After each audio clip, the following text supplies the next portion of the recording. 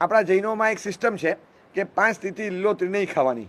હવે 5 તિથિ એ લીલોતરી ન ખાઈએ તો આઠમ, ચૌદસ, પાંચમ એ જેટલા દિવસો આવે એ દિવસોમાં આપણે લીલોતરી નથી ખાતા, તો એમાં વાપરવામાં વાંધો શું?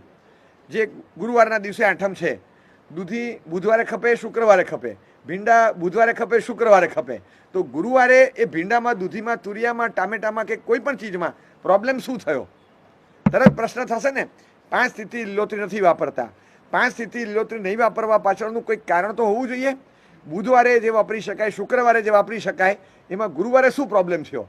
કંદમૂળ નથી વપરાતું, સોમથી રવિ એકે દિવસ નથી વપરાતું, 1 તારીખથી 31 તારીખ એકે દિવસ નથી વપરાતું, જાન્યુઆરીથી ડિસેમ્બર, કારતકથી આસો એકે દિવસ, એકે મહિનો ક્યાંય નથી વપરાતું. 24/7 ગમે ત્યારે પૂછો, સવારે, બપોરે, રાત્રે, એવું નહીં કે આદરા પછી નથી વપરાતું, કાર્તકી પૂનમ પછી વપરાય છે, કાંઈ જ નથી.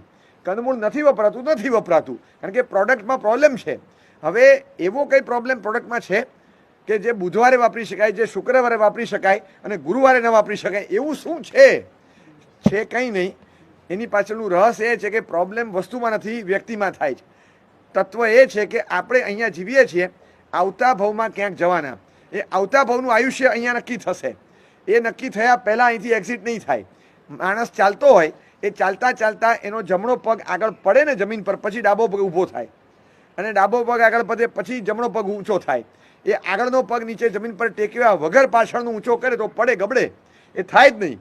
એવી રીતે આગળનું આયુષ્ય નક્કી થાય, પછી અહીંનું પૂરું થાય. અહીંથી ટેક ઓફ થાય, પણ આગળનું લેન્ડિંગ ક્યાં? એ પહેલાં નક્કી તો થવું જોઈએ. એ પહેલાં કઈ રીતે ટેક ઓફ થાય? એટલે અહીંનું આયુષ્ય પૂર્ણ થતાં પહેલાં આવનારા ભાવનું આયુષ્ય નક્કી થઈ જતું હોય, અને એ નક્કી કરવા માટે લગભગ પર્વતિથિના દિવસોમાં આયુષ્યનો બંધ લગભગ પડતો હોય છે. આપણે ત્યાં પંક્તિઓ છે, તિથિ દિને બંધ હોય પ્રાયરે. તિથિના દિવસોમાં લગભગ આવું ડેફિનેટ નક્કી થતું હોય. આઠમ, ચૌદસ વગેરે આવે એટલે એ દિવસે સ્વાભાવિક અવેરનેસ પ્રોગ્રામિંગ થોડુંક વધારે રાખવાનું. એક ખ્યાલ હોય ને કે ડિપાર્ટમેન્ટમાંથી ઇન્ક્વાયરી આવે છે બજારમાં, અને છેલ્લા 6-7 ઓફિસમાં જ્યારે ઇન્ક્વાયરી આવીને ત્યારે બુધવાર હતો. હવે આ જો સિસ્ટમમાં ખ્યાલ આવ્યો તો દર બુધવારે આપણે એલર્ટ રહીશું કે ભાઈ બુધવારે છે ને સરખું કરી નાખો બધું. આ આવતીકાલે બુધવાર છે, મંગળવારે સરખું કરી નાખો સાંજ સુધીમાં. આવતીકાલે બધું બુધવારે કંઈક નીકળે ને તો આપણે ત્યાં ના આવી જાય. એક 5-7 જગ્યાએ એવું જોવા મળે રેન્ડમ કે બુધવારે લગભગ ઇન્ક્વાયરી આવે, તો બુધવારે સાવચેત રહેવાનું, સાવચેત રહેવાનું. એટલે દરેકને માણસમાં આવું કંઈક ને કંઈક થતું હોય છે. એવી રીતે તિથિના દિવસે લગભગ આયુષ્યનો બંધ પડતો હોય તો તિથિના દિવસે એલર્ટ રહેવાનું. એ નક્કી થયું એટલે રાગ દ્વેષ એ દિવસે ઓછા થાય તો આયુષ્યનો બંધ સારો પડે. એ દિવસે અધ્યવસાયને સાચવવાના. તો રાગ દ્વેષ ઓછા કરવા માટેના સાધનો કયા? તો કે આ બધી ચીજો એવી છે કે ખોરાકમાં રાગ દ્વેષ કરાવ્યા વગર રહે નહીં. વનસ્પતિ એ રાગનું એક પ્રધાન કારણ બને છે. એટલા માટે એ દિવસે કઠોળ વગેરે હોય તો એટલો રાગ ન થાય. ખોરાક તો જોશે, તો ખોરાકમાં આના ઓપ્શનમાં કંઈક લઈ લીધું, આ એક વસ્તુ લીધી. એટલે એના આધાર પર આપણો ખોરાક એવો રહે કે જેમાં રાગ વધારે ન થાય. કોઈ દિવસ કાકડી, ટમેટા, મોગરી આવું કંઈ સમારતા હોય ને, સીધે સીધું કાચું એરીને કોઈ મોઢામાં મૂકે, પણ મગનો ડબ્બો ખોલીને મુઠ્ઠી મગ કોઈ હાથમાં લઈને મોઢામાં નહીં નાખે. એ મગનું શાક જ બનાવવું પડે. મગ સીધે સીધા કોઈ ચાવે નહીં. વનસ્પતિ કાચી કાચી પણ વાપરી જશે, કારણ કે એ રાગનું અને ભોગનું સાધન વધારે પડતું છે. આ એવું નથી, આ સીજે પછી બને છે. એવા રીતે આ કારણ બતાવ્યું કે રાગ ઓછો થાય એ દિવસે, માટે એ દિવસે લીલોતરી નહીં ખાવાની. હવે આપણે ઓપ્શન શોધીએ. જો હેતુનો ખ્યાલ હોય, જડતાથી પકડી રાખ્યું કે તિથિના દિવસે લીલોતરી ન વપરાય, એટલે તિથિના દિવસે લીલોતરી નહીં વાપરવાની. પછી એના કરતાં વિશેષ રાગ થાય એવી સુકવણીઓ શોધવાની. એના કરતાં વિશેષ રાગ થાય એવા મુરબ્બા, ચાસણી, છુંદા, આ અથાણા આ બધું લાવવાનું, અને એના કરતાં વધારે ટેસ્ટ આવે એ રીતે જલસાથી વાપરવાનું. તો અલ્ટિમેટલી લીલોતરી ત્યાગનો આચાર પડાય, પણ એની પાછળનું જે કારણ હતું, કારણ માર્યું જાય છે. હેતુનો ખ્યાલ હોય તો કારણ સચવાય, અને આપણને કારણમાં રસ પડવો જોઈએ કે લીલોતરી નહીં વાપરવા પાછળનું લોજિક શું છે. તિથિના દિવસે બંધ થવાની શક્યતા હોય આયુષ્ય કર્મની, તો એ દિવસે આપણે અધ્યવસાયને સાચવવાના, અને અધ્યવસાય સાચવવા માટે રાગના નિમિત્તો જેનાથી ઊભા થતો હોય રાગ, એનાથી દૂર રહેવાનું. તો એ દિવસે આ બધું પણ છૂટે, સ્વાભાવિક છૂટે. હવે તિથિના દિવસે લીલોતરી ન વપરાય, ગુસ્સો કરાય, આયુષ્યનો બંધ ખરાબ પડે તો એ રાગથી જ પડે કે દ્વેષથી પણ પડે? તો ક્યાંય આજ સુધી આપણા મગજમાં બેઠું છે કે તિથિના દિવસે ગુસ્સો ન કરાય? કોઈ નિમિત્ત મળે, હવે તારી વાત છે, જો આજે આવ્યા આઠમ છે, કંઈ વાંધો નહીં, હું બોલતો નથી, પણ કાલે નોમ આવે ત્યારે વાત, એવું એ મનમાં થાય છે? આઠમનો કોઈ ભાર જ નથી મનમાં. આઠમ ચૌદસે લીલોતરી ન વપરાય, બસ ખોખું પકડાઈ ગયું, અંદરનો બધો માલ જતો રહ્યો. ખોખું છોડવાનું નથી, પણ ખરેખર અંદર માલ ભરવાનો છે. આપણે સમજવાનું છે કે રીઝન શું છે, કારણમાં તમે જાઓ. આ વિશેષ જાણકારી તમે જેવું કારણ પકડો તમને થશે તો પછી મોહનથાળ કેમ લેવાય?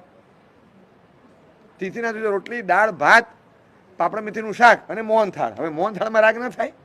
તો એ થાય, પણ લીલોતરી નથી ખપે. એક કારણ આપ્યું કે લીલોતરીની વનસ્પતિમાં વિશેષ રાગ છે, તો એ એક કારણ આપે. પછી તમને સ્પેસિફિક રાગ જેનાથી થતો હોય એ સાધન છોડો તો આપણે બચી શકીએ. હેતુ બતાવી દીધો કે આ કારણથી નથી વપરાતું. એવી રીતે આપણને વિશેષ રાગ ન થાય એની કાળજી રાખવાની.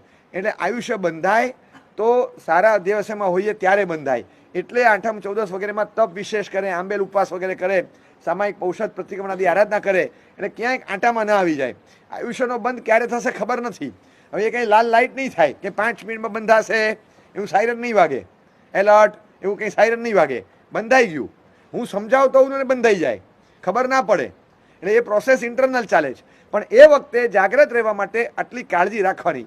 આ જ્ઞાનીઓએ કીધું. હવે આ એની પાછળનું કારણની ખબર હોય તો આપણે વિશેષ જાણકારીથી વધારે ત્યાગ, વધારે સાવચેતી, વધારે રિસ્ટ્રિક્શન્સ રાખીને પણ એ હેતુને સફળ બનાવી શકીએ. હવે હેતુનો ખ્યાલ જ નથી તો માત્ર એટલું પકડાયેલું છે આઠમ ચૌદસે લીલોતરી ન ખવાય, બસ.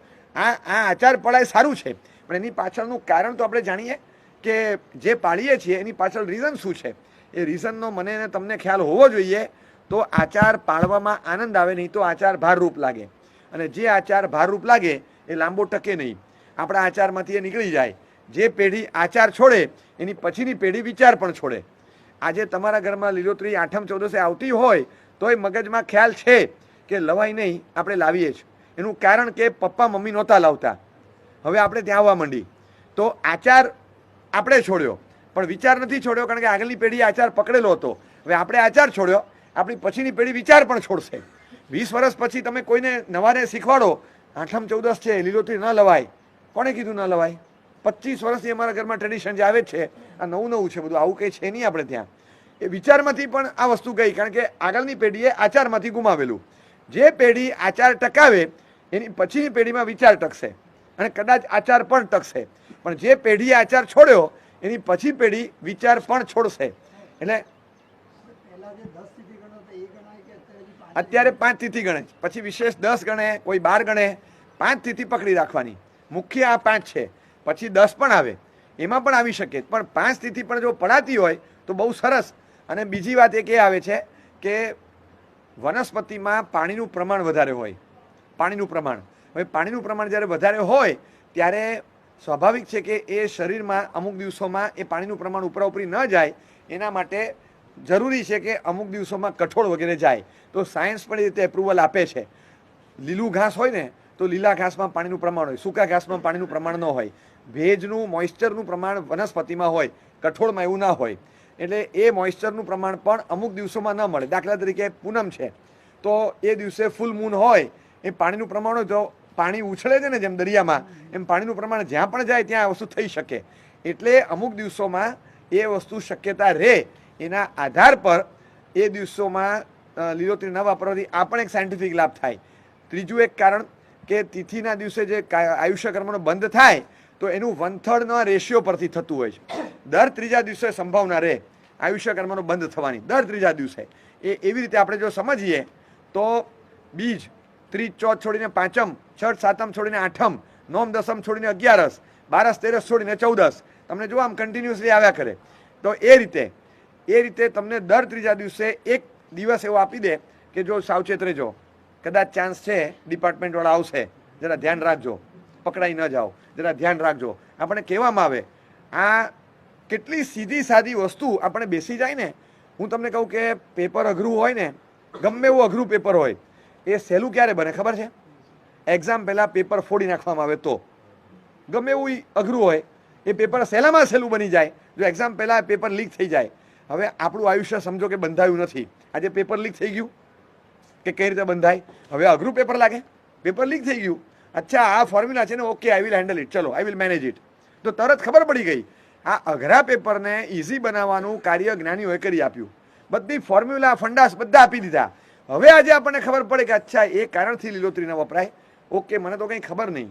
એટલે આ 1/3 રેશિયો હોય, 81 વર્ષની ઉંમર હોય અને 81 વર્ષની ઉંમરના વ્યક્તિને આયુષ્ય ક્યારે બંધાય? આપણે એ સમજીએ કે આયુષ્યક્રમનો બંધ ક્યારે થાય. તો આયુષ્યક્રમનો બંધ 1/3 આયુષ્ય બાકી રહે ત્યારે બંધાવવાની શક્યતા રહે. 81 વર્ષનું આયુષ્ય હોય તો એમાંથી 54, 27 + 27 જતા રહ્યા અને છેલ્લા 27 બાકી રહ્યા ત્યારે આયુષ્ય બંધાઈ જાય. હવે એ 27માં નથી બંધાયું તો પછી એ 27 રિમેનિંગ 27 એમાંથી 3 ભાગ કરવાના, 9, 9 ને 9 વર્ષ, એમાંથી 18 વર્ષ જાય અને છેલ્લા 9 વર્ષ બાકી રહે એટલે એજ ઓફ 72 થી 81 બાકી છે ત્યારે બંધાય. હવે ત્યારે પણ નથી બંધાયું તો હવે જે 9 વર્ષ બાકી રહ્યા એમાંથી 3 ને 3 6 નીકળી ગયા, 78 થઈ કાકાની ઉંમર અને 3 વર્ષ બાકી છે 36 મહિના ત્યારે બંધાય. ત્યારે નથી બંધાયું તો 36 મહિનામાંથી 24 મહિના નીકળી જાય, છેલ્લા 12 મહિના 80 વર્ષની ઉંમરે બંધાય. ત્યારે નથી બંધાયું તો છેલ્લા 12 મહિનામાંથી 4 ને 4 8 મહિના નીકળે, છેલ્લા 120 દિવસ બાકી રહે ત્યારે બંધાય. એમાં નથી બંધાયું તો 40 ને 40 80 દિવસ નીકળી જાય અને છેલ્લા 40 દિવસ બાકી રહે ત્યારે બંધાય. એમ કરતાં કરતાં છેલ્લા 3 કલાકમાંથી પહેલો કલાક ગયો, બીજો કલાક ગયો, ત્રીજો કલાક બાકી રહ્યો ત્યારે બંધાય. ત્યારે નથી થયું તો છેલ્લા 3 ડચકા ખાવાના હોય એમાં પહેલો ખાધો, બીજો ખાધો, હવે છેલ્લો ખાય અને પછી એક્ઝિટ છે ઓછી રહે તો ત્યારે બંધાઈ જાય અને ત્યારે 100% બંધાય કન્ફર્મ. અને ઘણા ખરા કેસીસમાં એવું બને કે આયુષ્ય છેક છેલ્લે બંધાય. આ બધું માર્ચ એન્ડિંગ જેવું છે. આખા વર્ષનો હિસાબ ત્યારે કરવા બેસે એ લાવ બધું રાતના ઉજાગરા બધા કરતા હોય, આ સિસ્ટમ ત્યારથી ચાલે જ અને ત્યારે બધો હિસાબ થાય અને ત્યાં બંધાયું. એટલે જ આપણે ત્યાં સમાધિ મરણનો મહિમા છે, છેલ્લે નૌકાર સંભળાવવાનો. કારણ કે ઘણા ચાન્સીસ એવા છે કે છેલ્લા ભાગમાં આયુષ્ય બંધાય છેક બાકી જ રહી ગયું હોય. સ્કોપ 54 થી શરૂ થયો અને 81 સુધી વાઇડ સ્કોપ છે, બરાબર બંધાઈ શકે છે. અને અચ્છા એટલે તો 54 સુધી આપણે કોઈ ચિંતા નહીં, 54 સુધી જલસા કરો. એ તો એના માટે કે જેના મમ્મીએ સવાસેર સૂંઠ ખાઈને ખાતરી આપી હોય કે મારી કંપનીનો પ્રોડક્ટ છે 81 સુધી કાંઈ નહીં થાય, એને જેના મમ્મીએ આ પ્રોડક્ટને 72ની આવરદા આપી હોય એને 72 વાળાને 48 થી શરૂ થાય 1/3. જે 60 વર્ષવાળા આયુષ્ય લઈને આવ્યા હોય એને 40 થી 1/3 શરૂ થઈ જાય. જે 45મા વર્ષે ઉપડી જવાના છે તો એને 30મા વર્ષે શરૂ થઈ જાય. ખબર નથી ત્રીજા મહિને ઉપડી ગયો એના બીજા મહિનેથી 1/3. આયુષ્ય જો ટૂંકું હોય તો ઉપક્રમ એટલે આઘાત લાગે ને વહેલું પતે એ અલગ ચેપ્ટર છે, પણ જો આયુષ્ય જેટલું ટૂંકું હોય તો એનું 1/3 આપણને ખબર નથી ને આપણું 1/3નો પાર્ટ ક્યારે શરૂ થાય. એટલે એલર્ટ હંમેશા રહેવું પડે, ઓન ટોઝ રહેવું પડે. એટલે લીલોતરી હવે તમને કોઈ પૂછે કે લીલોતરી કેમ નહીં વાપરવાની 5 થી, તમે સમજાવી શકો? એટલે શું થાય દૂધીમાં બુધવારે શું થાય? દૂધીમાં કંઈ નથી થતું, પણ દૂધી ખાવાથી બુદ્ધિમાં કંઈક થાય છે. એટલે આપણે બુધવારે ખપે, શુક્રવારે ખપે, ગુરુવારે એમાં શું વાંધો છે? આપણને આ પ્રશ્ન થાય તો તમે એના આન્સર આપી શકો. વિશેષજ્ઞતા આપણી આચાર પાછળના રીઝનનો ખ્યાલ ન હોય તો 100% તમને કહું કે આચાર ભારરૂપ લાગશે. એટલે દરેક આચારની પાછળના રીઝન જાણવાની કોશિશ કરી અને આચારને પાળવાની કોશિશ કરવાની. નાનકડો પણ આચાર હોય તો એ આચાર સરસ રીતે પાળવાનો અને એ આચાર પાળીએ એમાં ખરેખર આપણને આનંદ આવે.